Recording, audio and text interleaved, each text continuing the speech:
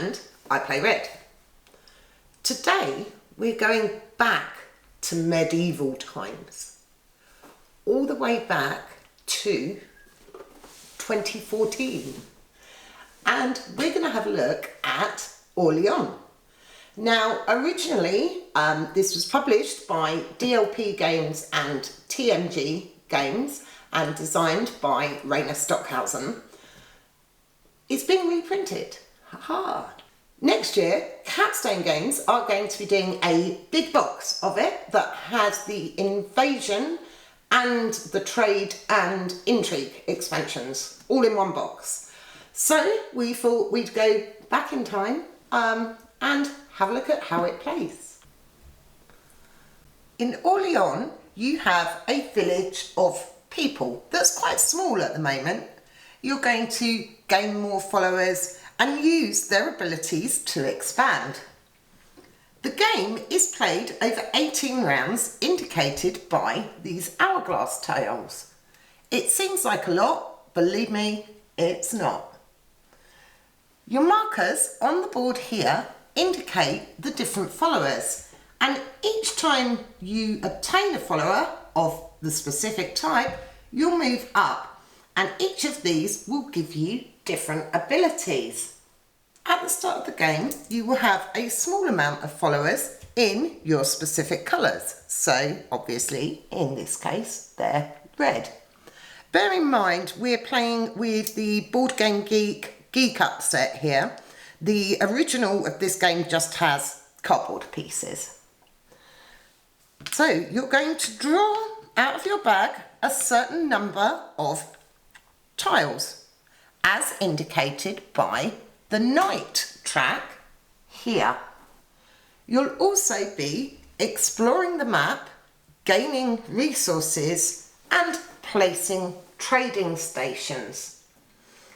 At the end of the game, points are scored for the number of citizen tokens you have, plus the number of trading stations you have, multiplied by your position on the development track, shown at the bottom here. Coins left over are worth a measly 1 VP each, and your goods are worth different points values depending on their rarity. In your turn, you'll draw your chips and place them on your player board in order to do actions which will cause effects on either the main board here or the beneficial deeds board over here. So let's have a look at what some of these actions are. At the start of each round, players will place their workers onto the different spots. Let's put him there for now, on their player board. So let's have a look at what they are. The ship and the wagon actions here, if I were to fill these spots, would allow me to move on the main map here. So obviously the ship action allows you to travel over water, which is these blue lines, and the wagon action allows you to travel over the roads. So a ship action would allow me to travel here, and in doing that I'd take the one good that I passed over. Same with the roads. So if I went across here, I could take this good. If there are two goods on a road, which happens in 3 or 4 player games, you still only take one, but obviously you can choose which one you want to take. If I travelled there and there's no goods, tough. So that is the ship and the wagon action, which leads nicely onto the Guildhall action. If I were to place my villagers here, it would allow me to build a Guildhall, which means I can place one of my Guildhalls on the city I'm currently in. there can only be one guild hall in each town. So if I've built here, no one else can go there. The one exception to this rule is obviously Orléans, which is where we started. Then on the player board, there are 5 different spots on the board that allow you to gain the 7 different types of workers. The monastery allows you to take monks, the university, scholars, the farmhouse, farmers, the castle, knights, and the village allows you to choose between fishermen, tradesmen, and craftsmen. There is a track on the main board for each different type of worker. So on my player board, I have the chips ready to buy a castle. So let's buy a knight. I take those chips off the board, pop them back in my bag along with the knight, and then I'm going to move up the relevant track, which is here. I'm going to move up 1, which means at the start of my turn I can now draw 5 villagers from my bag rather than the standard 4. Let's have a look at the abilities the different types of workers give you. At the top here we have the farmer's track. As you move along here, you'll gain the different resources shown at the top of the track. Also, the benefit here is at the start of the round, the player furthest along, which would be me, would gain 1 extra coin. And the person at the back has to pay a coin. The next track here is the craftsman. They allow you to take these cogs and place them onto your player board, reducing the cost. As I move up, my first one must be on a farmer, as indicated by the little white disc here. So if I were to take one of these, pop it on my village, and it means that I now only need these 2 chips to activate the village action. The next track is for the traders. The traders allow you to take buildings. So the first spot here only allows you to take a level 1 building, and subsequent levels allow you to take 1s or 2s. So let's have a look at some of the level 1 buildings available. This building would allow you to place a monk here and not be affected by the event tile of the round. Here you'd gain coins, resources, more resources, lots of different abilities on these, and the level 2 buildings give you even more complex abilities. So those are your buildings that you get from the trader track. Next we have the boatman track. The boatman track just gives you coins as you move up, and if you're the first person to get up to the top here, you'll get this citizen tile, which will help you towards endgame scoring. The knight track, as we saw, allows you to draw more chips from your bag at the start of the round, and there's also another citizen tile here. The last track at the bottom is the scholar track. Now this will allow you to go up the discovery track at the bottom. So if I was to move here, I'd move up 2 on the discovery track. Going up the discovery track will grant you citizen tiles. There are also coin bonuses, and this is what will affect your score at the end of the game. Next on the player board we have the scriptorium. So let's place some workers on here. A scholar and a knight. So if I place here, I take these off and I go up one on the discovery track, which we just looked at, and we pop these back in the bag. Lastly, we have the town hall.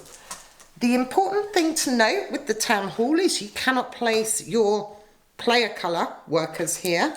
It must be the ones that you buy. So I'm going to pop them there. Now, these will be going onto the beneficial deeds board here.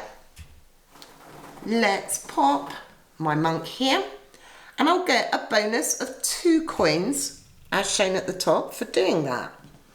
If I was to place my knight here, I'd get 3 coins. However, if I place those, I'd finish this area and I'd gain the citizen token, which just sits to the side of my board ready for end game scoring.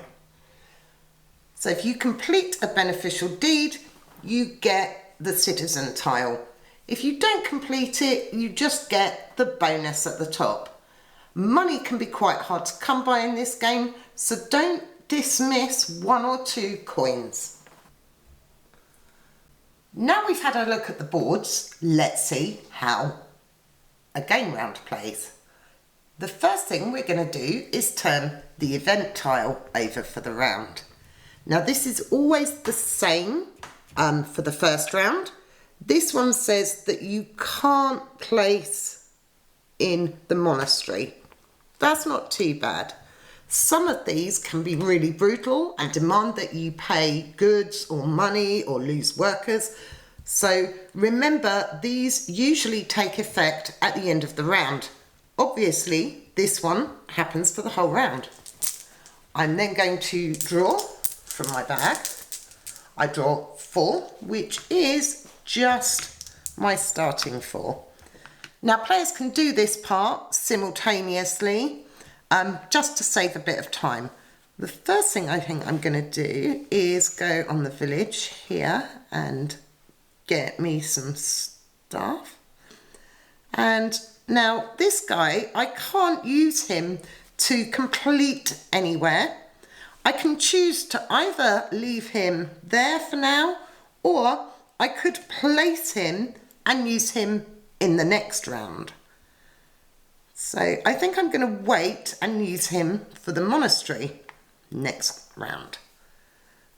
So when it came to my turn, I would take these guys off, pop them back in my bag, and choose whether I want a boatman, a trader, or a craftsman. And I think for now I'm going to take a tradesman, brown. So I take him, pop him in my bag, my jangly bag that's not very jangly. I move up 1, I take this, oops, this is why we don't stack stuff on the board, and place him. I am going to place him in my village. So that would be it, that would be my turn. So when I was saying there's 18 rounds, initially your rounds, you're not going to do much in them. Let's have a look at what the second one is. So this one is going to give me money equal to my position on the discovery track, where I'm currently at 1. But this I don't get until the end of the round. So I'm going to draw 4, and I'm going to place them. Oh, I need a scholar for the monastery. So I guess what I'm going to be doing is taking the scholar this round. Oh, and look, I've got enough to fill that as well. This is where these cogs become really useful. So in my turn, I'd activate, let's do the university. Take these, pop them in my bag, take a scholar in the bag, and move up the scholar track, which means I go up 2 on the discovery track. I'm then going to take another village action, which I think I'm going to take a trader. I'm going to take a trader. So that goes up. I take the trader, pop him in my bag, pop these back in my bag, and I choose a building. Oh, I think I'm going to take the bibliothèque, which is going to allow me to move up that discovery track, which is what the book symbol is all about. And I just place that by the side of my board, ready to use next turn. So now you'll see my bag with 4 villagers is going up quite a bit. I've got 7 in there already, but I'm still only drawing 4. So this is why getting the knights up is important, but getting your buildings out and your cogs out is also important. Moving around the board is important. Claiming these little citizen tokens, they're available various places. You need to get them.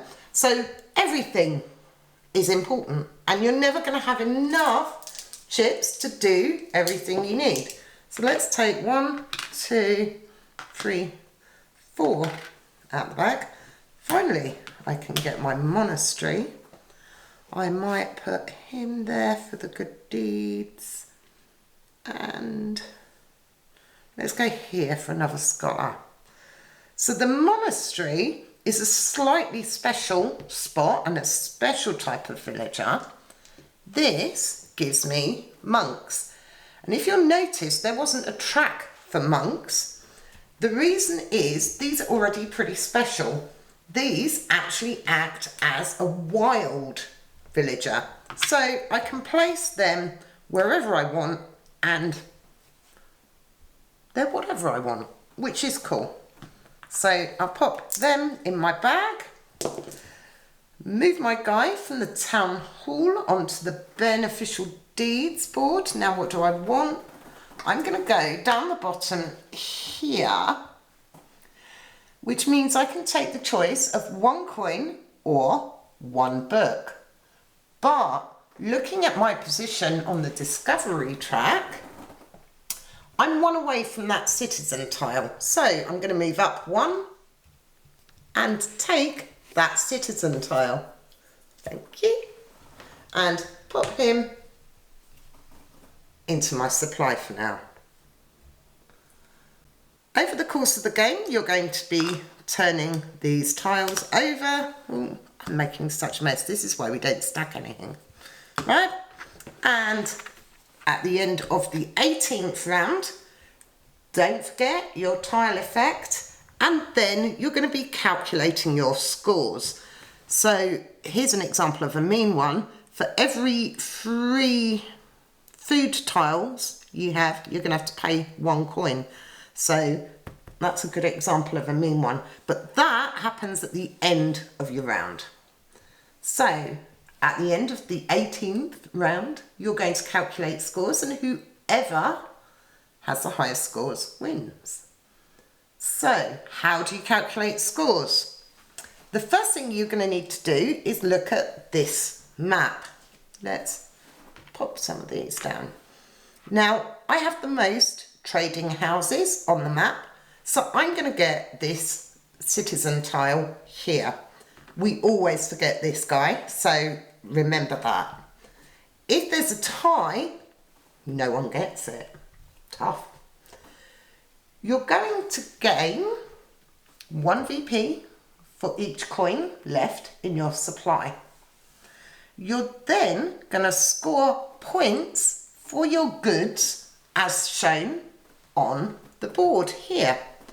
So the brocade is worth 5 points, wool is worth 4, wine is 3, cheese is 2. I disagree with that, they should be higher. And grain is worth 1. Coin is 1 VP. And then this is where your big score is going to come from. So let's have a look at that. You're going to add up your trading posts and your citizen tiles. So here I have 2 citizen tiles. I have 2 trading posts. So my base number is 4. I'm then going to multiply that by my position on the development track. So if I'd moved along one more over the course of the game, I would get 4 times 2. Obviously, this is an example game. Usually you'll find yourself hopefully at 3 or 4. 1, 2, 3, 4 times 4 on the development track. So that would get me 16 points plus any points for coins or goods that I had left over. Ties are broken by whoever's highest on the development track. In Orléans, it's obviously important to build your bag, apart from the fact you want to hear that nice noise. The problem being, the more chips you have in your bag, the less likely you are to draw what you need when you want it. But you need those villagers because you want the bonuses from the main board. You want your cogs to make actions cheaper, you want your buildings for your special actions, and you want these citizen tiles. So it's a bit of a double-edged sword. More stuff in here, more bonuses. More stuff in here, you're not going to get what you want. The event tiles can be harsh. We saw there the last one is going to cost you money, and that's why money is quite important in this game. However, you're going to reveal the tile at the start of the round, and it's not going to take effect until the end of the round. So you've got a bit of time to prepare, hopefully, so you can mitigate these to some degree, but they are going to stuff you over the course of the game. Also, you need to keep an eye on what your opponents are doing. If I've built a trade house here, no other player can. So getting these spaces, getting your own spaces and your trade houses down is important. It's not really a case of fighting with someone else, but it's getting what you need.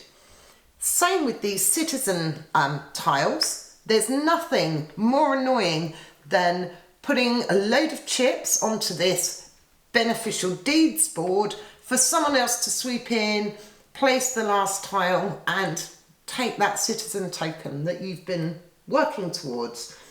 So it's not that players can block you, but players can take stuff that you want.